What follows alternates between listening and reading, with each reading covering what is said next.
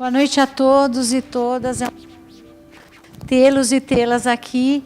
Meu nome é Maria Cristina Gabrieloni, eu sou enfermeira, professora da Universidade Federal de São Paulo, da Escola Paulista de Enfermagem. Então, estou aqui para dar as boas-vindas, mas principalmente desejar a todos um grande evento, mostrando essa importância desta nossa aproximação. Então, eu gostaria, antes de mais nada, em nome da universidade, agradecer imensamente a presença de todos. Vou chamar aqui a Maria Bernadette, presidente da Associação Internacional de Meditação, que irá comigo, não é, trabalhar nessa noite aqui com os trabalhos para que possamos sair daqui de forma diferente. Vamos lá, por favor. Boa noite a todos. Eu gostaria de reiterar o prazer desse evento, de estar realizando isso para vocês. Consciência é uma coisa da qual se fala muito hoje, né? Então, vamos entender um pouquinho melhor como que a ciência vê a consciência, ou como que a consciência se organiza dentro da ciência, né? Nós temos duas pessoas de renome aqui, muito respeitadas, a doutora Valéria e o doutor Travis. Agradecemos muito ao doutor Travis por poder ter vindo ao Brasil nesse momento e poder participar conosco desse evento. Vocês vão se apaixonar por ele. Eu assisti uma aula dele no Rio de Janeiro anteontem, é maravilhosa. E eu queria também, de uma certa forma, agradecer à universidade, né, pela cumplicidade, a gente poder trabalhar juntos agora e começar a fazer um trabalho muito bom de pesquisa da consciência, né, de pesquisa usando a técnica da meditação transcendental para a gente poder avaliar como é que esse cérebro funciona, como é que essa fisiologia funciona. Nós sabemos que nós conseguimos medir fisiologicamente os benefícios da meditação transcendental em função da própria natureza da mente de mergulhar em si mesma, né? E aí nós podemos experimentar mais consciência, né? Consciência é alguma coisa que está aí dentro de cada um de nós, sempre esteve, mas nós estamos tão voltados o tempo todo para a atividade que a gente não consegue mais localizar esse silêncio. E o que nós queremos mostrar é que é possível experimentar esse silêncio e é possível mensurar os benefícios a partir desse silêncio na fisiologia humana, seja cérebro, seja sistema nervoso. Então, eu queria só agradecer a presença de todos e aí a gente vai agora receber as pessoas mais importantes do nosso dia de hoje. Então, sem delongas, mas principalmente mostrando a importância, como a Bernadette falou, desta aproximação da academia, não só pela formação dos profissionais, mas pelo indivíduo.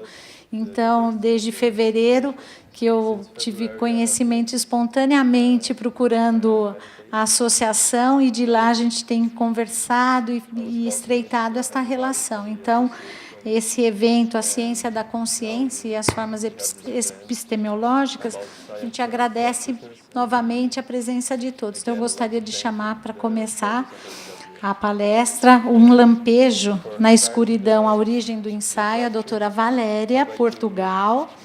Ela é professora colaboradora dos laboratórios de métodos avançados da epistemologia, história da ciência e das técnicas e epistemologia da Universidade Federal do Rio de Janeiro. Muito obrigada. Um lampejo na escuridão, a origem do insight. Bom, quando olhamos para dentro, o que nós vemos? Como tem muita gente aqui da área de saúde, provavelmente vocês já devem estar pensando em colocar alguma câmera interna, ver os órgãos, ver como o sangue está circulando. Não é muito nesse sentido que eu estou falando. Aliás, nesse sentido da gente fazer uma investigação interna, a gente não pode fazer com os olhos que a gente tem. Vocês já perceberam que quando a gente aponta o dedo para alguma coisa, a gente vê para aquilo que o dedo está apontando. Mas quando a gente quer se investigar, quer se ver, quando a gente aponta o dedo para a gente, apontem para vocês os dedos. O que a gente vê? A ponta do dedo. A gente não consegue se ver. Então, a gente vai precisar de alguma outra ferramenta para a gente conseguir fazer uma investigação em nós próprios. E que ferramenta poderia ser essa? Deixa eu pegar aqui minha outra ferramenta. A gente testa tudo antes, e aí na hora não funciona. Foi. Bom, a gente vai pegar uma outra ferramenta para a gente poder se investigar a consciência. Eu vou falar aqui muito rapidamente, me passaram aqui o recado para eu falar rápido, para a gente poder receber o Dr. Travis aqui. E ele vai estar falando bastante sobre a diferença entre consciência e experiência consciente. Então, eu vou falar um pouco para alguns de vocês que não têm ainda muito contato com essa noção de consciência, numa noção mais ampla, do que é essa diferença entre experiência consciente e consciência de uma forma mais ampla. Quando a gente olha para fora, a gente está recebendo estímulos dos órgãos sensoriais, visão, tato, olfato. Esses estímulos vão ser processados pelo cérebro de uma determinada maneira, mas toda essa estimulação que a gente recebe, a gente chama de como se fosse referente ao objeto, porque a nossa atenção está voltada para fora. E quando a gente volta a atenção para dentro? E é nesse sentido que eu falo para vocês, um convite que eu faço, né, para a gente se olhar, se investigar, olhar para dentro. A gente vai chamar de atenção autorreferente, porque a gente vai conseguir atingir um estado de total autorreferência. A nossa própria consciência, quem nós somos efetivamente, vai poder referir-se, vai poder se referir a si própria para conseguir trazer o conhecimento. Então, quando a atenção está voltada para fora, referente ao objeto, e a gente recebe os estímulos do ambiente externo, e quando a atenção se volta para dentro, a gente consegue atingir um estado de consciência em que a gente pode se referir ao nosso próprio conhecimento, à nossa própria sabedoria. E, na verdade, o ideal seria a gente chegar em algum momento em que a gente pudesse integrar esses dois tipos de funcionamento cerebral. Porque enquanto o cérebro está funcionando com a atenção voltada para fora ou a atenção voltada para dentro, e aí o cérebro só consegue funcionar ou no modo referente ao objeto ou no modo autorreferente, eles são modos de funcionamento excludentes, a gente está sempre vivendo a dualidade. Mas para a gente conseguir ter o conhecimento total de qualquer objeto, é preciso fazer a integração disso.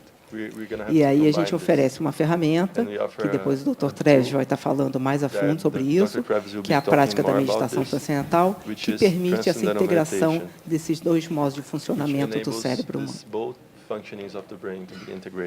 E por que isso é importante? Hoje em dia, na nossa sociedade, a gente recebe muitos estímulos do ambiente externo. Isso aumenta muito o estresse na fisiologia humana. E as pessoas acabam ficando com a noção de que o sucesso, de que o reconhecimento, a felicidade seria algo que deve vir do mundo externo. Seria algo que deve vir do mundo externo e que deve ser alcançado no mundo externo. No entanto, já há alguns milênios tem as tradições orientais que nos ensinam, nos vêm a ensinar, que o verdadeiro conhecimento, a verdadeira sabedoria, a verdadeira plenitude está nesse conhecimento interno que todos nós já temos. O que nós precisamos é simplesmente resgatar e voltar a viver isso. Isso está de total acordo com a filosofia grega, que já nos traz desde antes de Cristo que o indivíduo tem 4 dimensões. O logos, que seria a dimensão mais lógica, racional, que é essa dimensão que está mais em contato com o mundo externo. O pathos, que seria a dimensão emocional. Eros, a dimensão do desejo, das pulsões, da busca de realização de algo. E o mitos, que é a busca do sentido da vida, quem sou eu? Que é realmente essa pergunta maior do ser humano.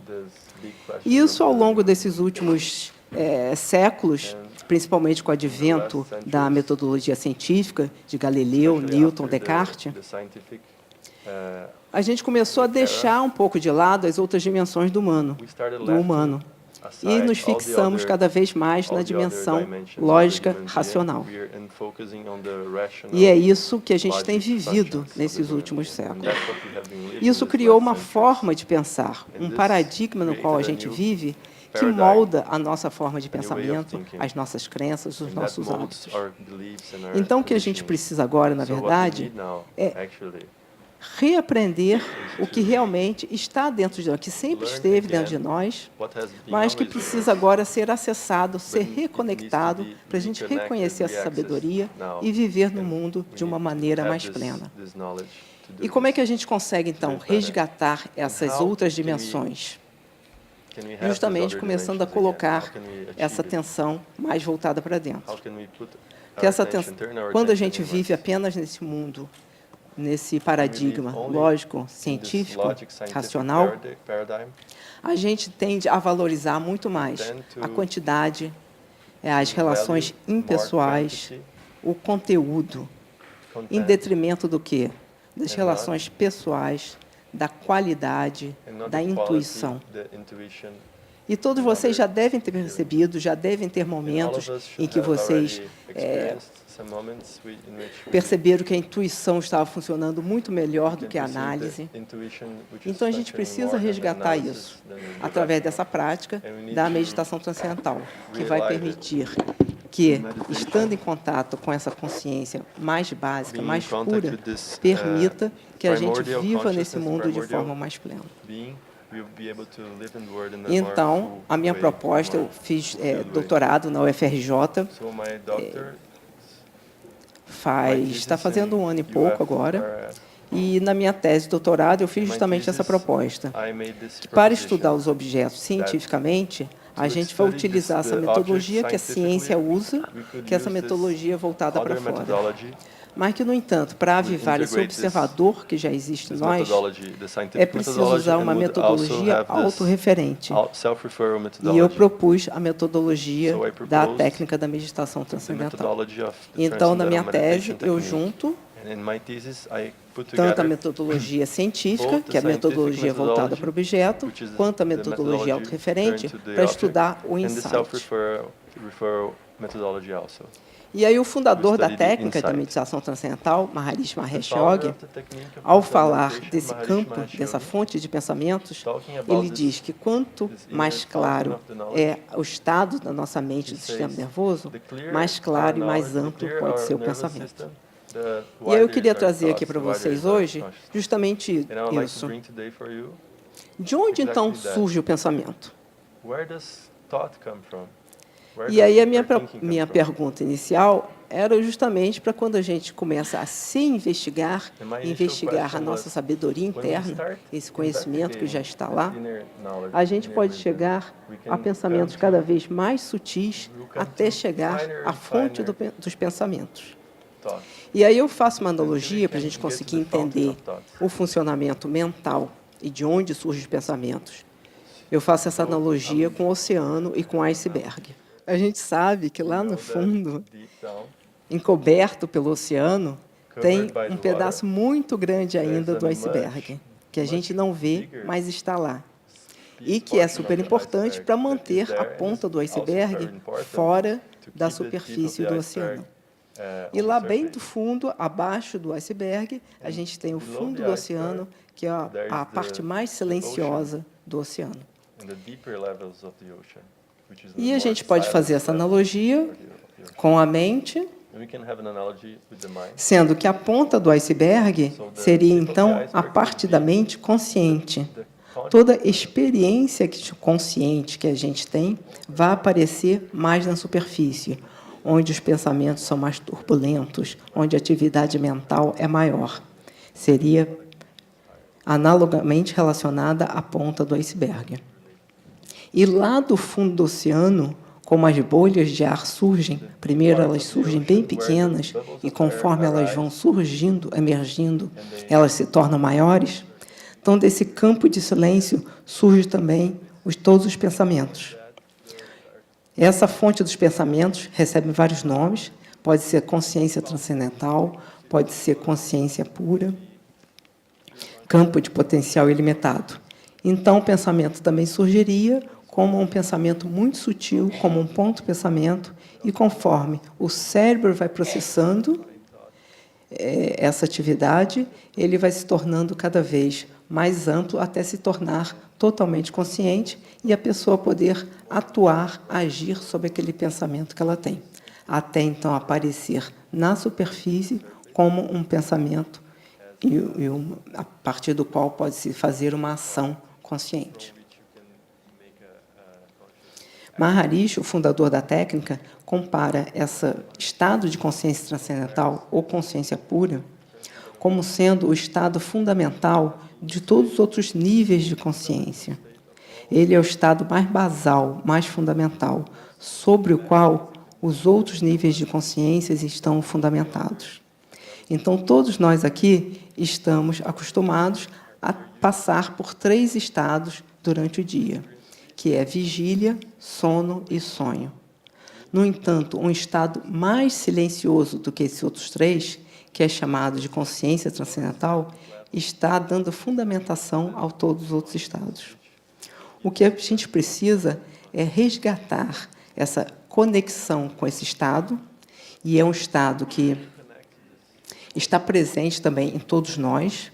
No entanto, pelo excesso de estresse na fisiologia, a gente não consegue perceber e manter esse estado por muito tempo. E é por isso que a gente precisa dessa técnica da meditação transcendental para permitir que a gente acesse e perceba esse estado. E, com o tempo de prática, uma prática regular, a gente consiga, então, estabilizar esse estado na nossa fisiologia e ter, assim, os outros estados sobre os quais ele está fundamentado com uma qualidade maior.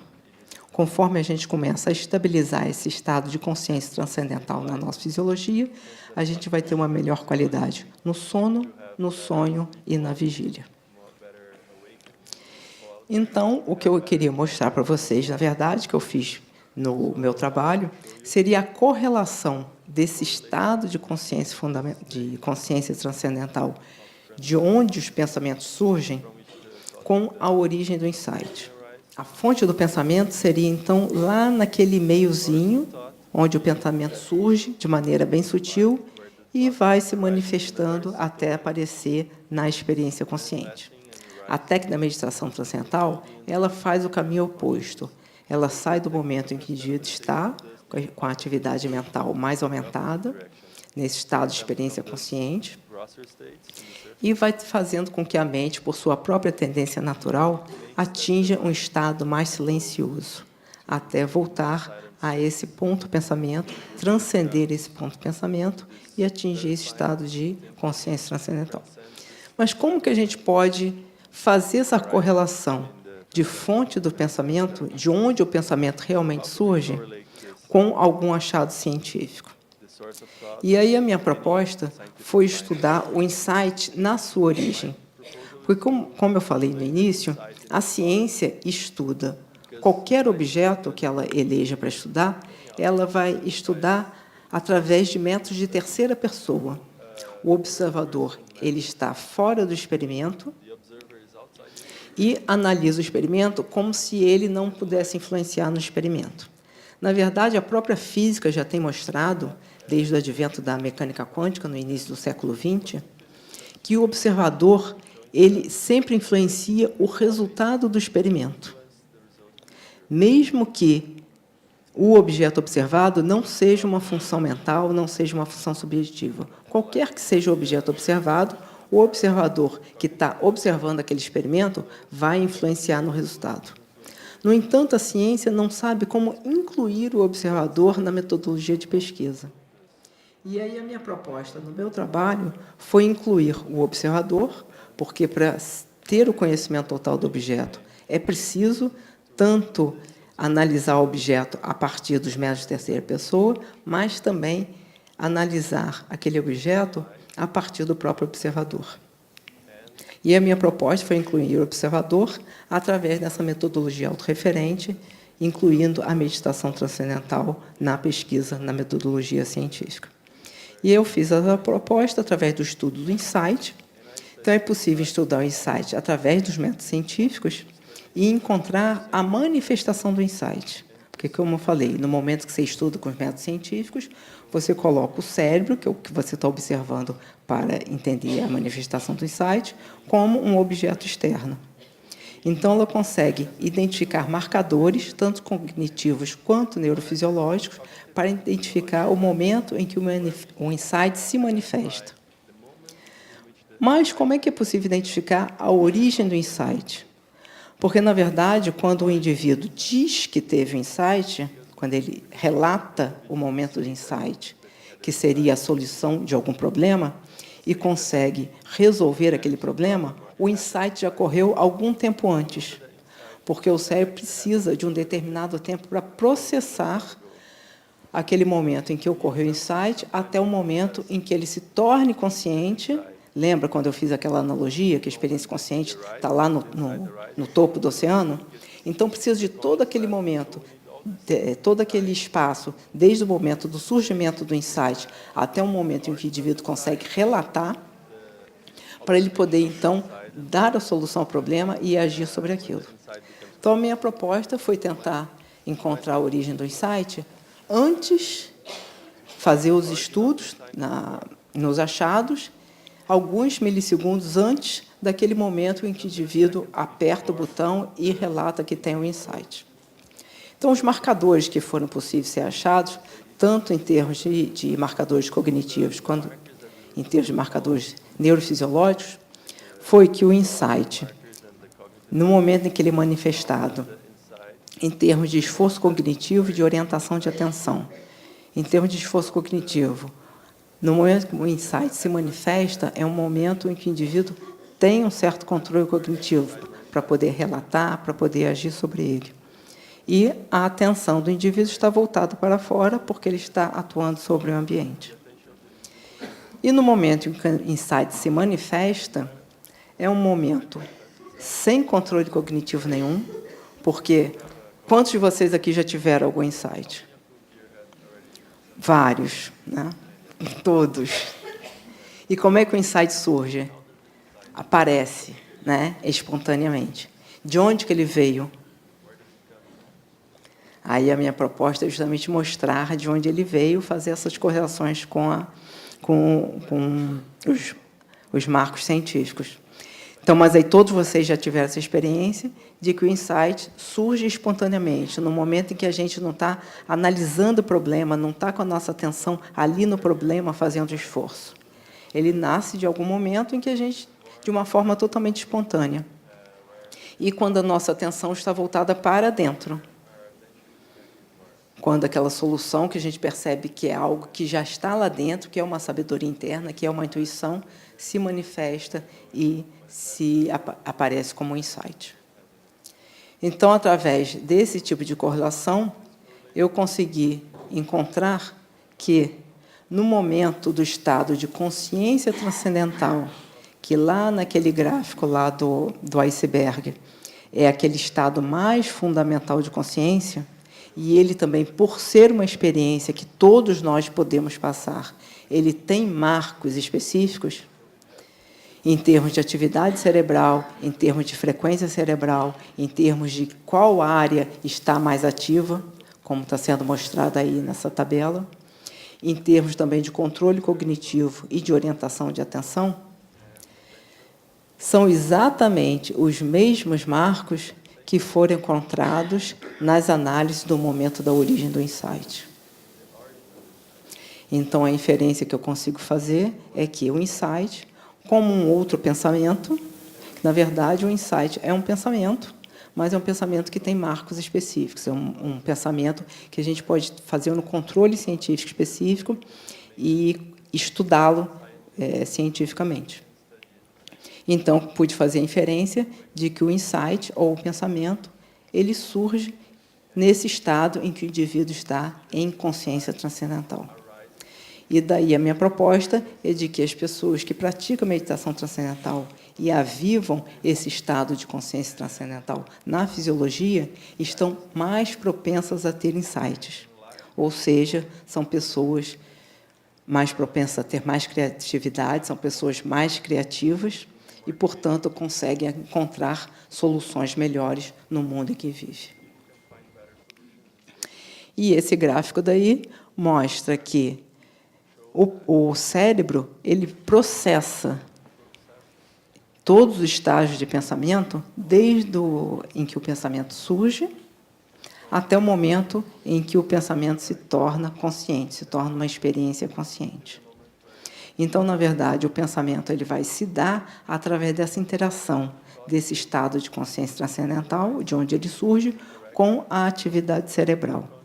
E quanto mais o indivíduo consegue expandir a mente consciente para que consiga englobar os demais processamentos cerebrais, mais em contato ele vai estar com essa fonte dos pensamentos. E aqueles que não estão muito em contato, o que acontece é que, inicialmente, o pensamento surge através de processamentos inconscientes até se tornar consciente no cérebro. Então, a minha proposta aqui foi trazer esse pensamento para vocês, essa proposta para vocês. Eu coloquei em livro esse trabalho que eu fiz, se chama Olhando para Dentro. Então, é claro que eu comecei com uma pequena propaganda do meu livro, mas eu quero que vocês próprios descubram o que vocês veem quando vocês olham para dentro. O livro vai estar à venda ali fora, quando a gente ofereceu o coquetel, e vem contando, traz esse relato de como eu fiz esse estudo para fazer essa correlação entre a origem do pensamento, a origem do insight e esse campo de consciência transcendental.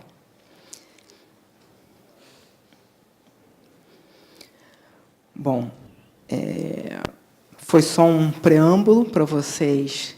Alguns de vocês não devem ter ouvido ainda o que é consciência transcendental ou o quarto estado de consciência. O Dr. Treves vai estar falando mais a fundo sobre isso. A minha ideia era estar dando essa base, esse respaldo assim, porque a gente está propondo fazer um projeto aqui na Unifesp com a Cris, que ela tem apoiado muito. E a proposta, então, é estar trazendo essa metodologia de pesquisa, esse referencial da necessidade do uso de avivamento do observador para ampliar o resultado da pesquisa científica. E, junto com isso, nós gostaríamos de ter grupos de praticantes de meditação transcendental para que a gente possa também fazer pesquisa com dados brasileiros sobre os benefícios da meditação transcendental. Então, quem tiver interesse, depois pode também entrar em contato com a Cris, tanto para estar participando desses grupos de meditação transcendental, quanto dos grupos de pesquisa. Quem for estudante aqui na Unifesp, mestrado, doutorado ou pesquisador, e quiser ingressar nesses grupos, será um enorme prazer. Eu continuo trabalhando na UFRJ como colaboradora do LAMAI, como a Cris falou, e, inclusive, na sexta-feira, foi por isso que o Dr. Treves pôde vir ao Brasil, né, pelo convite de estar participando desse congresso no Rio de Janeiro, que eu organizei junto com o meu grupo de estudos de pesquisa de lá, apoiado pelo professor Luiz Pinguelli Rosa e pela UFRJ, pela COP e pela UFRJ. E foi um congresso assim muito interessante, porque a gente trouxe esse tema de consciência, foi um dia inteiro, chamamos vários pesquisadores de diversas áreas, porque a consciência ela não é somente estudada pela neurociência, mas é estudada e busca-se uma resposta, né, por várias áreas, pela física, pela filosofia. Então, foi um debate muito interessante e, inclusive, o reconhecimento da importância do Congresso, da gente poder estar trazendo esse tema à luz da ciência para que se torne fundamentado, porque realmente são trabalhos que estão trazendo muito benefícios e têm melhorado muito a qualidade de vida das pessoas. Então, quem quiser se aprofundar mais, a Associação Internacional de Meditação também vai estar dando esse apoio. Vocês podem procurar qualquer um de nós para saber mais profundamente. Agradeço muito a atenção de vocês.